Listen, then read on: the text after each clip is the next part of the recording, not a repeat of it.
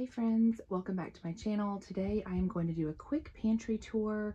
I was kind of thinking about titling it The Calm Before the Storm because I am a bit overwhelmed at the unbelievable increase in grocery costs, and I'm also a bit overwhelmed with what I am about to have coming out of the garden. I have thousands of tomatoes on the vine right now, and so I just wanted to go through my pantry, and I kind of need to do a bit of a clean out here over the next couple of weeks as I'm waiting for things to ripen on the vine and be ready to need preserving. So I'm going to do a quick pantry tour, and as I edit this video, I'm going to write down the recipes that I need to be using and making on a regular basis over the next couple of weeks to use up some of these things in the pantry that we've had for a while and we just aren't using like I expected. There are also some things in our pantry that I'm going to stop buying. Maybe we used them a few years ago and had them on a regular basis, and in the last year or two we have stopped using them, and so I just don't need to purchase anymore. I need to make room on these shelves for hopefully the hundreds of jars that I will be using to preserve the food that comes from our garden this year. Somehow in the summer we tend to consume less oats, so I need to put homemade granola and homemade granola bars on the menu for the summer. I need to make sure that I am making granola bars on a weekly basis. The corn muffin mix we have not been using a whole lot of because I haven't been making a whole lot of hot dishes that I typically make cornbread with. So we will definitely be having some red beans and rice. Probably not chili in the summertime, although it's delicious. We have a week of nothing but temps in the hundreds this week, so we definitely do not want something like chili. But we do enjoy pinto beans with Spanish rice, and we make cornbread with that, as well as red beans and rice. The teriyaki sauce, as well as the soy sauce on the shelf below, and the other Asian sauces behind the teriyaki like General Tso's and sweet and sour, we will use to make vegetable fried rice. I also make hibachi a lot during the summer when we've got squash and zucchini coming out of the garden. Barbecue sauce, I bought a really big Boston butt at Aldi last month that was on sale for $1.99 a pound. So we will be making that and enjoying it with our neighbors sometime soon. And we will use probably 2 bottles of that barbecue sauce. We also use it to make barbecue chicken sandwiches. Peanut butter. We never stop going through peanut butter. Thank you all for your concern about my 1 jar of Jif. It is not in the recall group. Mayonnaise and peanut butter both are 2 items that I restock on a regular basis. We're always going through those. We make our own salad dressings and sauces for things, and thankfully they have a pretty good shelf life. Canned corn, we don't go through a whole lot of. A lot of that has been on the shelf for a year or even longer, so I probably won't buy any more for quite a while as we work our way through it. I have 1 bottle of Yum Yum sauce. When that's a good price at Sam's, I typically pick up a few. It's so easy to make at home with melted butter, mayonnaise, garlic powder, a little ketchup or tomato paste. Again, there's the soy sauce. I probably have a year's worth, so I won't need to buy any more of that. We are getting low on salsa, but that is one thing I plan on canning with the harvest from our garden. Peppers, onions, tomatoes, I'm looking forward to that. We have a can of chow chow that we get at Walmart. It is delicious on hot dogs, burgers, brats. But again, we have 1 jar left and I probably won't bother stocking more. I'm really trying to focus on simplifying our menu and cutting it down to as few ingredients as possible. Ketchup is something that I've thought about trying out with some of our excess tomatoes this year, but I'm just not sure. It's so cheap to purchase these big bottles at Aldi and Walmart. So I guess we'll just play it by ear depending on how well the tomatoes do this year. I'm a little concerned about the coming heat. There are a few more bottles of our favorite Asian sauces back there, as well as some varieties of mustard. I've been working on building up our salad dressings a little bit more. We always have quite a bit of this Cardini Caesar's dressing. I've got some French dressing back there on the left because I made the cranberry chicken from some YouTubers that did Croctober. I definitely need to go through some of these wild rice blend bags. I use this wild rice blend to make chicken and wild rice soup as well as chicken and wild rice casserole. We really like this yellow rice blend. It's got dehydrated peppers and tomatoes in it, and it has really good seasoning. We will eat this almost like a jambalaya with some Cajun seasoning and either sausage, chicken, or shrimp. These were $5 a container a couple of months ago, and I believe they are now up well over $7 a container. So again, we probably will not be buying any more. Now back here are our lentils and just plain long grain white rice. I intend to make our favorite coconut lentil curry very soon, and I'm going to pressure can several quarts of it. When I make the recipe, I'm going to like quadruple it and pressure can some for the shelves. I think that would be a really great meal to have in the pantry that we can just pop the top and I can make some homemade naan. It's delicious. And it also goes really well when you have fresh cherry tomatoes and cilantro coming out of the garden. This is our store-bought pasta section. Of course, up here you can see our favorite red rice seasoning that we use to make Spanish rice. And over here we have Aldi onion soup mix that I use in our favorite meatloaf. The rest of these are penny pasta that I use to make our favorite pasta salad in the summer when we've got tomatoes and cucumbers coming in from the garden. You add some chopped pepperoni and you mix equal parts creamy Italian dressing and ranch dressing, and it is the best pasta salad I've ever had. It's so good.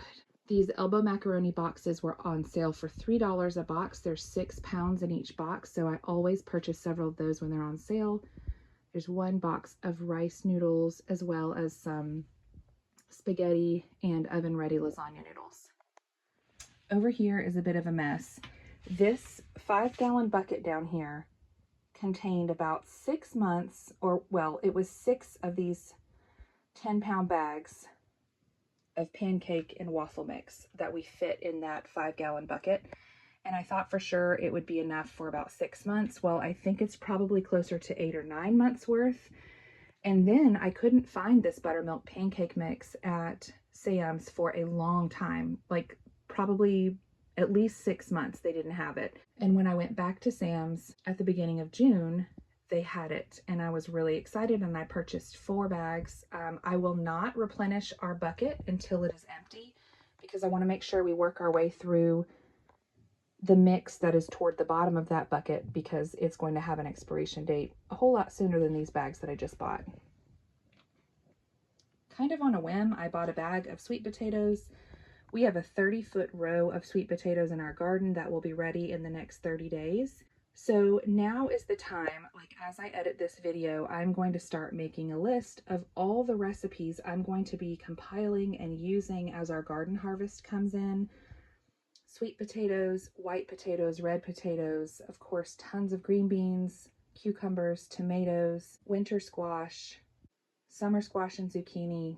It's so important to have a plan before you need it. This is the Vital Wheat gluten that I use to turn our all-purpose flour into bread flour. I haven't been able to find bread flour at Sam's since 2020, which is very sad. It used to be just over $7 for a 25-pound bag. And now that same bag of all-purpose flour is almost $12 a bag. There's some Aldi brand rice Chex that I'll use to make Chex Mix for snacks. One of our Instant Pots. I keep our sweet onions back there in the back in a bowl. I'm really hoping that this year is our best onion harvest yet. All right, moving up. Another thing I want to work on is pulling food out of our freezer and pressure canning it as much as I can. 2 of those things will be chicken and ground venison. We have well, it was 200 pounds. I'm sure it's a good bit less now, but we had 200 pounds of venison in one of our freezers from a very successful Thanksgiving weekend hunt last year. And we really need to get working through that because it has lasted us almost a year. Well, let's see, we're in mid-June now.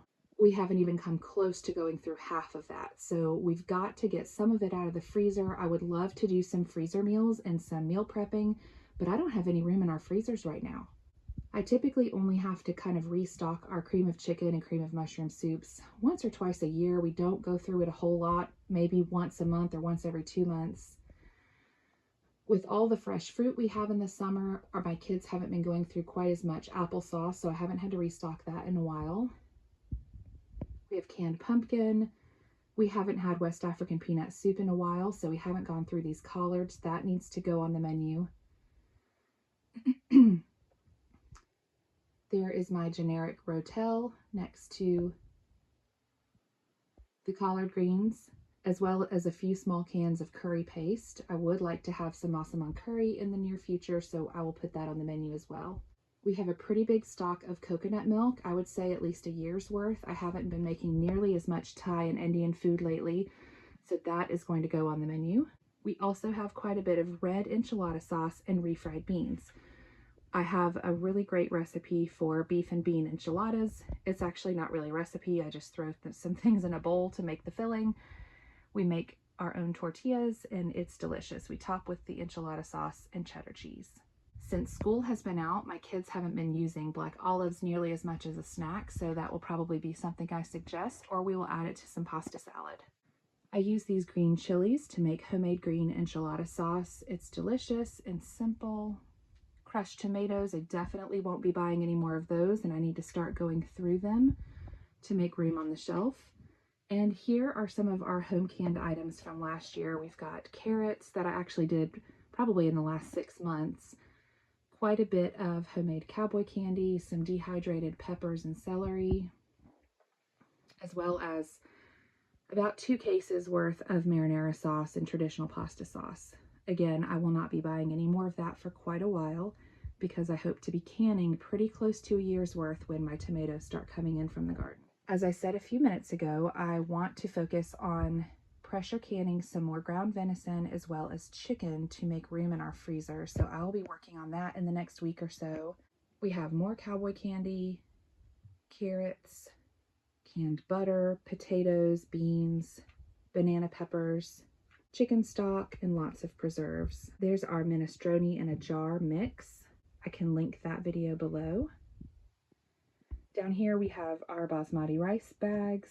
Again, rice is something that we haven't been going through nearly as much of lately, so I need to add some rice recipes to our menu. Aldi brand Ritz crackers, lots of dried beans. That is another thing that I need to pressure can over the next week or two. More pinto beans. Back here I have quite a few jars of water glassed eggs. Yuck, you can see right there that one has cracked. I need to take that jar out and remove that egg.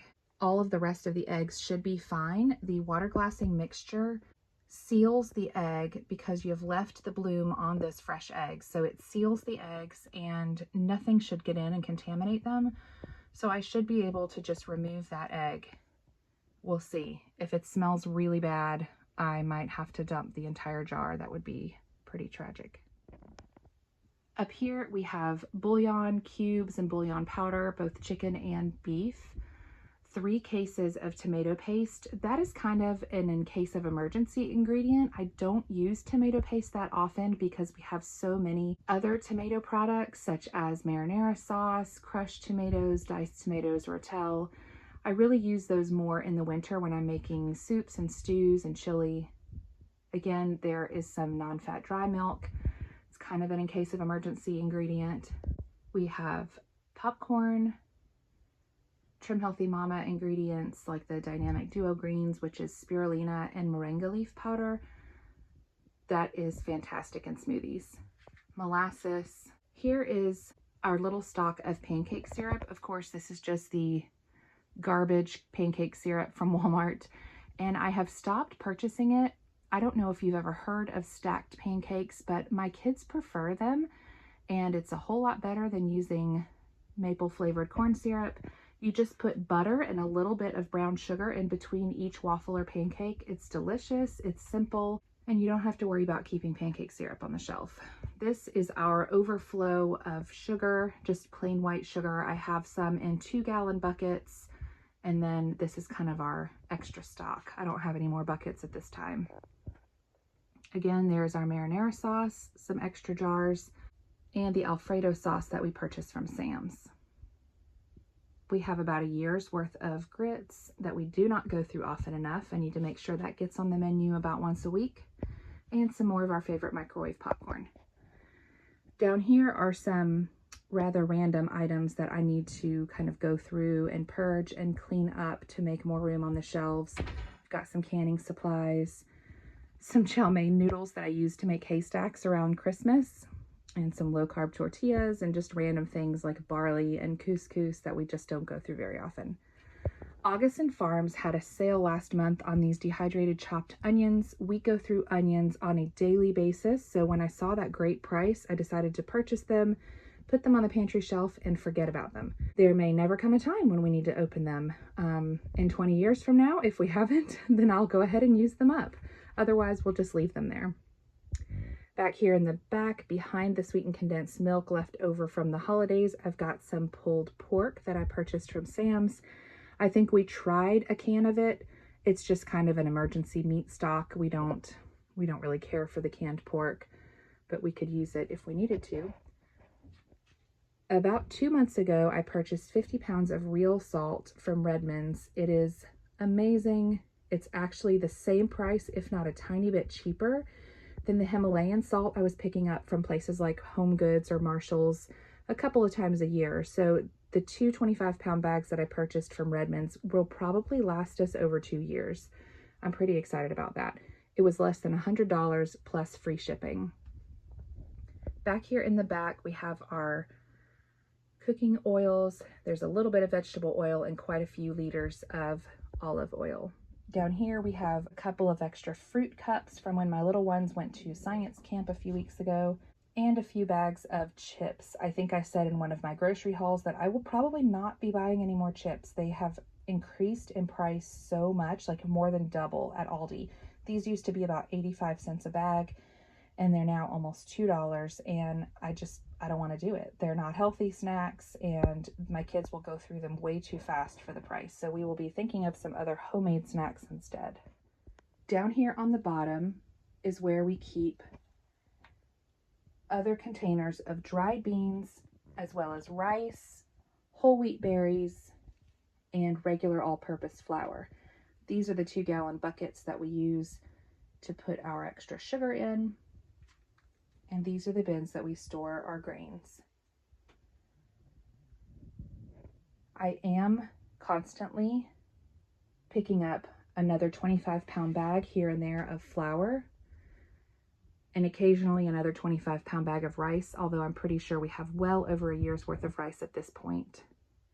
So my main goal is just to get organized, make sure we are using the things on our pantry shelves that I don't go through nearly as often as I thought, and stop purchasing the things that we aren't using at all, and make sure we're intentional to use them up. I hope this was inspiring as you get your pantry and your food storage under control and organized. Make sure you have a plan. If you have the means and the space to stock up on your most used items now, do it. Prices are already high, but they're only going to continue to increase over the next 6 to 12 months. So you will be doing yourself a favor to go ahead and purchase them now before they get even higher. Be blessed, my friends. Thank you for watching.